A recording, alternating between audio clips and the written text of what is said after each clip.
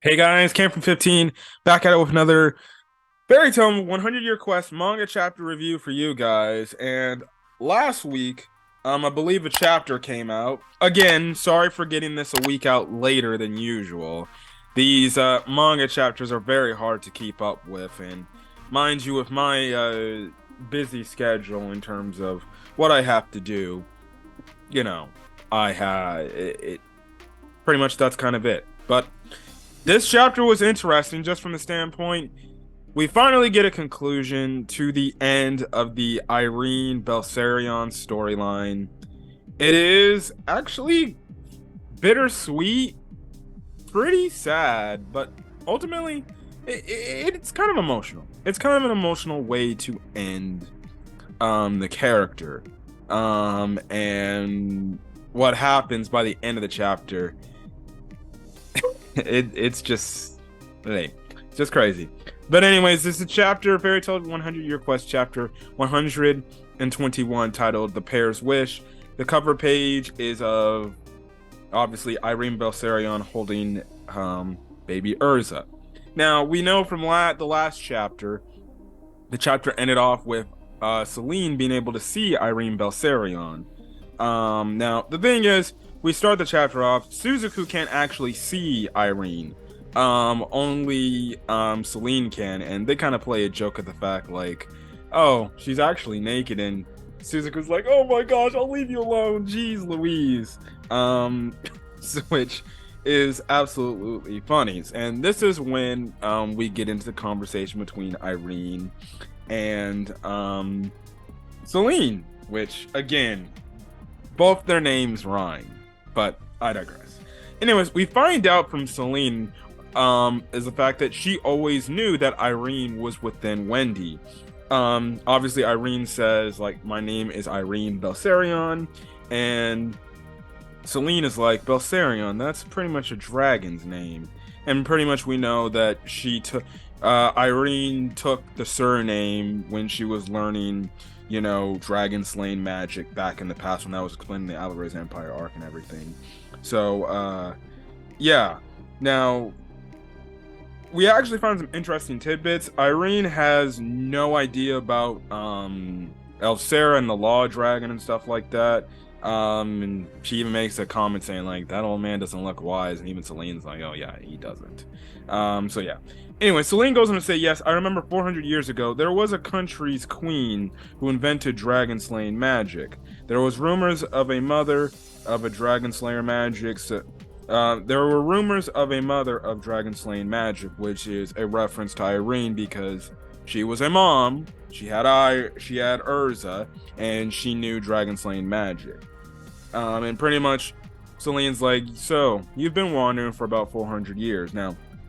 Irene goes and make the mention. He's like, no, actually, I'm not. It for different reasons. I what I am now is pretty much is for different reasons, which we know is she ended up fighting Urza and Wendy, and she ended up getting killed by Acnologia, pretty much. So and she goes to even say like it's a long story, but I lost my body and enchanted my persona into Wendy. And the thing is, Celine's like, so can you and Wendy coexist? And pretty much Irene's like, I guess we can.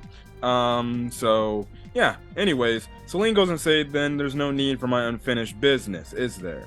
And Irene is like, what do you mean? Now, Celine goes and say, all this time Wendy had tremendous power, magic power accumulated within her.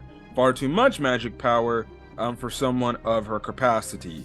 Again, showing the reference that Wendy is like a special prodigy amongst all the other dragon slaying. They've been referencing this whole thing about Wendy being like a lot stronger than what she looks like. Again, right now she's technically a kid, even though she's like thousands of years old. But regardless, she's technically in the body of a little girl, and we already know as she grows older, she'll be probably like legitimately, you can make the argument she'll be stronger than freaking what Natsu and the other Dragon Slayers can do. Like that's how much potential she has. Which personally, it still sucks. I still wish that she wasn't with Fairy Tale when during the Tenra Island arc. I keep going back to that because I'd rather just see an older Wendy. Not only because we would get probably immaculate fan service moments with Wendy, but it is. I take it. I take it. Anyways, Celine goes on to say, I thought she'd been possessed by some sort of yokai, so I thought I'd use a gate to remove it. And pretty much Irene's like, oh, you thought I was a yokai. Huh, funny. Now, Celine goes on to say, if you two can coexist, then there was never an issue for me to intervene in. Which is actually shocking because Irene makes the point like, oh, so I see you were worried about Wendy. And, I didn't think you would be like that. And even Irene's like, so, you are who I thought you were. Now, she goes on to say, I come from a country where humans and dragons live side by side. So I understand how those dragons saw humans, which actually shocked Celine. Again, a reference to the past and everything with Irene Belserion's backstory, with the aspect that obviously, and that's just fairy tale backstory where there were some dragons that were cool with humans. Well, we knew there were some dragons that absolutely did not appreciate humans. They were thinking they were the dominant species and they had to kill them. So yeah. Now, Celine goes on to say, like, I do not fear death, so I lived long enough, so me dying, I could really honestly care less. And pretty much, Irene goes on to say, well, this one thing is, Irene goes on to say, a dragon like you is needed in the future, and I do not want you to die. Now, again, like I made a mention, Celine made that comment about she's not afraid to die, but then Irene goes on to say, like, oh, I'm talking about you living as a human. Your face was pretty much filled with so much hope. And pretty much Irene gives a sympathetic look by saying, you have to live. And pretty much this shows that deep down, even though Celine did her motives and her motives weren't the best, at the end of the day, she just wants to live peacefully as a human amongst the humans. And in reality, she just kind of wants to live off and live her life in the sunset, pretty much. So again, it's weird because, yeah, Celine, she was affecting people and affecting worlds, pretty much killing innocent people, but at the same time, I guess you can somewhat deem her as a good person, but she took her own certain motives and everything. It's weird to describe how Celine is. I think now we can have her be a good guy, even though she did those things where she pretty much destroyed these worlds, but that's the thing. Anyways, Irene goes on to say, with your power over Gate and my enchant, both our wishes can come true. And Celine is actually pretty shocked. She's like, your wish? What is your wish? Now, I thought she was in reference to this whole body thing. And that's what I thought. Irene's whole thing about having a new body and everything. Well, we'll get to that at the end of the chapter in terms of a new body. Now, all of a sudden, we see Irene do start up this like enchantment, and it shocks Celine. Irene pretty much goes on to say, I'm enchanting myself with the curse of a dragon's womb. I'm sorry, Wendy, bear with it for a moment. Pretty much, she takes the damage from what I'm guessing. She takes that injury that Celine had and enchants it on herself. Since her and Wendy, I guess, are like interconnected, Wendy can also feel the pain from that wound. So they do cut over to Wendy a few times in this chapter where she's actually like, pretty much, I guess you could say irking in pain. And yeah, Celine is shocked because she's like a wound enchantment.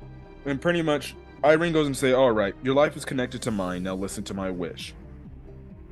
Everything. And the thing is, Celine's actually kind of like, wait, whoa, calm down. Like, what are you doing and everything? Wouldn't it be suffice to give the wound to some, freaking, I guess she says scoundrel or some bad person, but Irene's like, I can't really do that. My enchantment doesn't allow that for me to happen. Either I would have to give it to myself, or I would have to give it to Wendy in this case.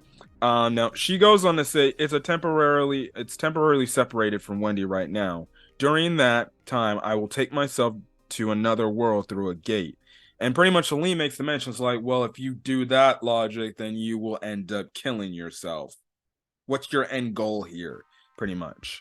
And pretty much Celine breaks it down. It's like, wait, is that your wish, just to die? And pretty much Irene's like, well, I'm already dead, so there's no point. But she goes and say, but because of this magic power, not even death will be the end of me. In that sense, I'll be just like a yokai. Um, she goes on to say, just before you were talking about your child, right? I also had a daughter, pretty much telling Celine about Urza. She goes on to say, like, and yet I despise my daughter and I even tried to kill her. I was truly a horrible mother. In reference not only to the time she fought Urza back in the Alvarez Empire arc, but in a reference back to when Urza was just a baby and she was willing to kill Urza for it, or willing to freaking like change bodies with Urza, thusly killing Urza and everything. She Irene goes on to say, at the end of my life, when she makes the mention of like when she impaled herself because she couldn't hurt Urza, she goes on to say, I was finally able to regain a sliver of my motherly feelings for her. That one measly thing I could take pride in. By remaining in this world with this form against my own expectations, I continue to actually see my daughter. Again, making the reference, the fact that she enchanted herself on Wendy, she pretty much secretly was traveling alongside her daughter Urza, and she was seeing what her daughter was doing. And pretty much Irene goes to say, and then I realized the magnitude of what I tried to steal and how great my sins were. So pretty much through this time so far of watching through Wendy, Urza, and 100-Year Quest so far, Irene pretty much realized like shit. I actually am now realizing like all those years back then and even back in the Alvarez Empire arc, mind you, um like I think only a few months had passed since that war arc. Correct me if I'm wrong. But Irene pretty much realized like what I was trying to do to my daughter was absolutely wrong. And I probably should have not done that. I should have acted probably more like a mother to her. And she realized like what she did in the past and what she was trying to do with Alvarez, they were wrong. They were all sins, and it wasn't like worth everything.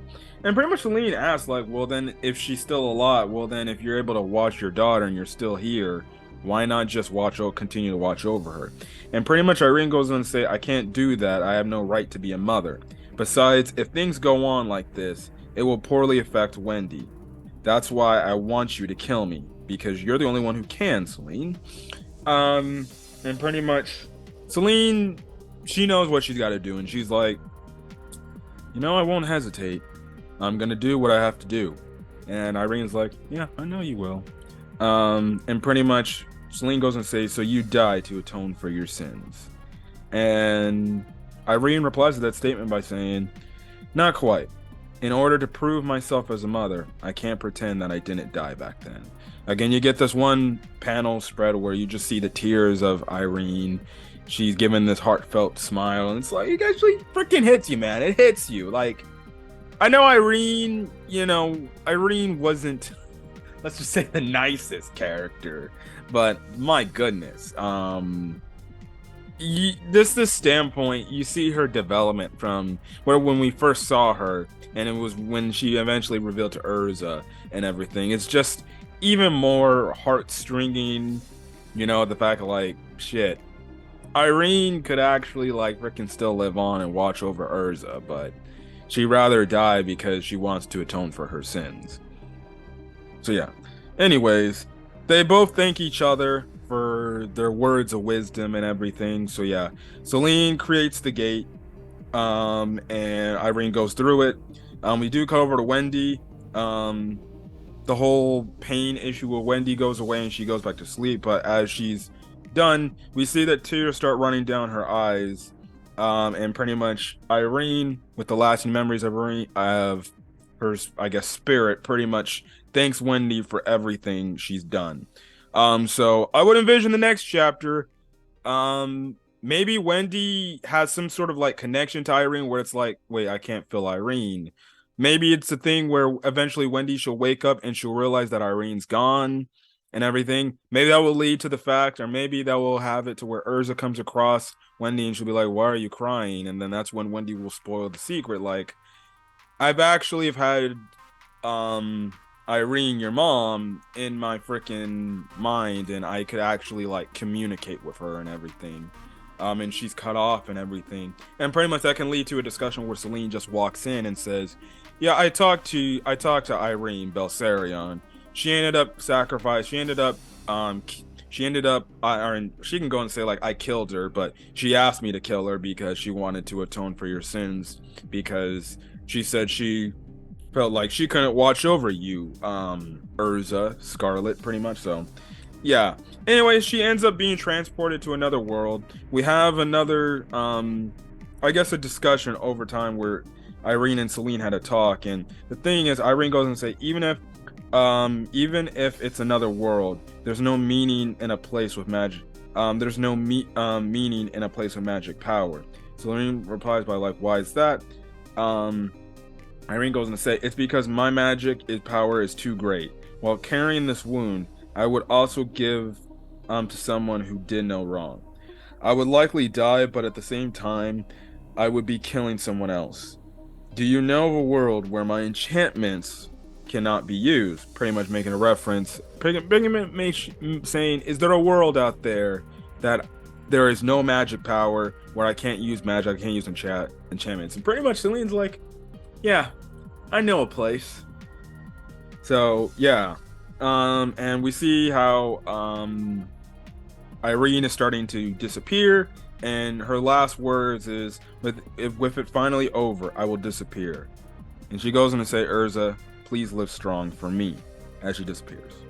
We cut over as the chapter's ending off to Edelus, and pretty much we have it to where we cut over to Mistigan, Edo Jalal, but Mistigan, and pretty much I forgot the Edelus dudes, the Night Boy, Sugar Boy, and the other group. They make the mention like, my king, my lord, Mistigan, is it a boy or is it a girl? And the last page of the chapter for the last week, Mistigan pretty much says it's a girl and her name is Irene, and that's where the chapter ends. We find out that one of two things. We find out that Mistigan and Urza Nightwalker, I take it they ended up getting married, and they ended up having a child. Or Mistigan and Nightwalker, they ended up doing it. She got pregnant, and they ended up having a girl, and they call the girl Irene. And the thing is, pretty much, long story short, in a way, Irene got reincarnated / in a way, she got isekai'd from Earthland to Edelus, and her life got reincarnated. And it's just, it's kind of sad, which she was the mother to Urza, and through this process, she pretty much reincarnates, gets isekai'd to Edelus, and now, even though it's a different version of Urza, it's still Urza. Irene ends up becoming the daughter to Urza. That's fucking wild. It's that's effing wild, man. I definitely did not see that coming. I honestly thought Irene was going to find a new body and Celine was going to be the thing, but Mashima went a completely different approach. So to people who thought that this wasn't a way for Irene to get inside Celine's body and find some way to save her life, you're great prognosticators. I didn't think she'd literally be isekai to Edelus, and it would result in her pretty much her life being reincarnated into being Urza's daughter. Mind you, like I said, it's the Edelus version of Urza. It still happened. Also, too, mind you, how much freaking time has passed? I don't know if this is a few years later in Edelus's timeline, or if this is it takes place, a few weeks or months after Natsu and company returned to Edelus after they returned to Edelus and left the second time. Unless Urza Nightwalker was already pregnant when they went back there. But okay, I don't know. I that's the thing. I wish we kind of knew, like, oh, some time has passed, but again, it was implied when we went back there that the two had a thing for each other. So it wouldn't behoove me, but obviously time would. It wouldn't behoove me, but I'm guessing my guess is Nightwalker was already pregnant when Natsu and company returned to Edelus, and I guess she was probably about to be due. But then again, they didn't. It wasn't. It you could clearly tell when somebody's pregnant, but maybe, like I said, maybe some time passed. But again, it's interesting. It's kind of bittersweet and pretty emotional that Irene pretty much is now the daughter of Urza. And speaking of it, this is another Edelus ship that, funny enough, it reflects the Earthland shipping, but it actually the ship is actually freaking happening. So I don't know what that's supposed to mean for Earthland version of Jalal and Jalal and Urza, but I'm guessing, like I said, I made a reference. The next chapter, it could be where Wendy ends up realizing that Irene's gone. Urza freaking is wondering why Wendy's crying. That's when Wendy tells a secret about Irene. Then Celine goes on to say, yeah, I killed her, but yes, but the thing is, she asked me to do it, yada yada yada. Now I don't know what this is supposed to mean.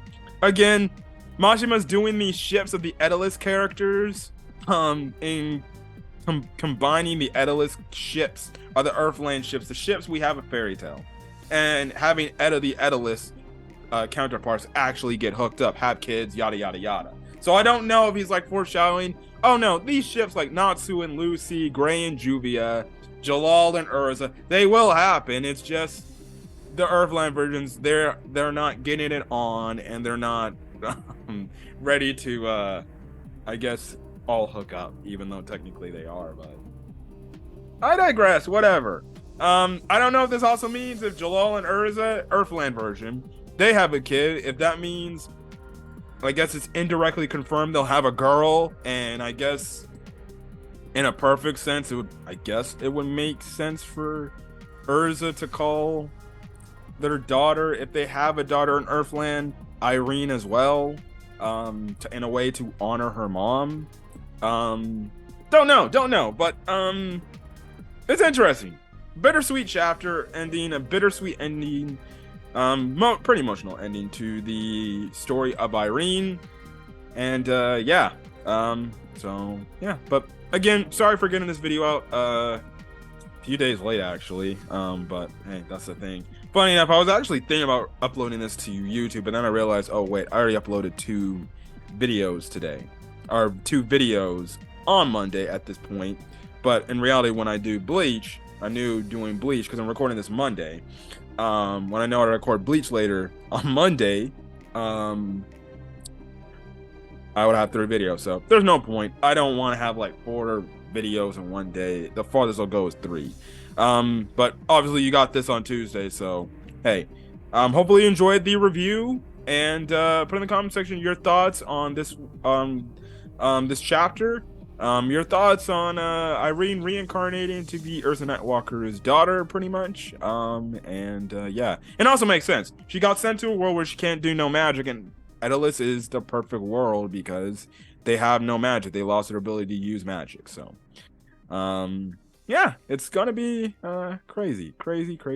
So yes. Oh, and then I guess pretty much now with Urza and Mystigan getting married and having a kid, that effectively means that Urza Nightwalker is the queen of Edelus, which then means Irene is pretty much the princess of Edelus. Well, that's just wonderful.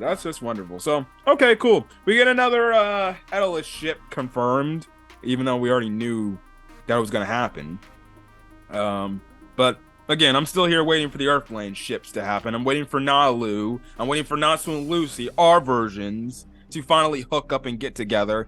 I'm still waiting for Gray and Juvia, which I think by the end of this version of Fairy Tail 100-year quest, I can definitely see it to where Gray, after they complete the 100-year quest, he has this discussion with Juvia and he's gonna settle down with her. Urza and Jalal, they're pretty much distanced from each other most of the time, but we know how those two characters feel about each other. So I would not be shocked if they end up hooking up as well, which I already call them a freaking couple anyways. Merity will probably make fun of Jalal for that. So yeah, but other than that, the only really confirmed ship we got between Fairy Tail cast members is Gajil and Levy, which I think we still need to get the moment when Levy ends up giving birth to their kid, but we'll see. Anyways, guys, hit that subscribe button if you want to get more Camp 15 content on the channel, or any other anime content I upload to the channel and stuff like that. But till then, guys, peace.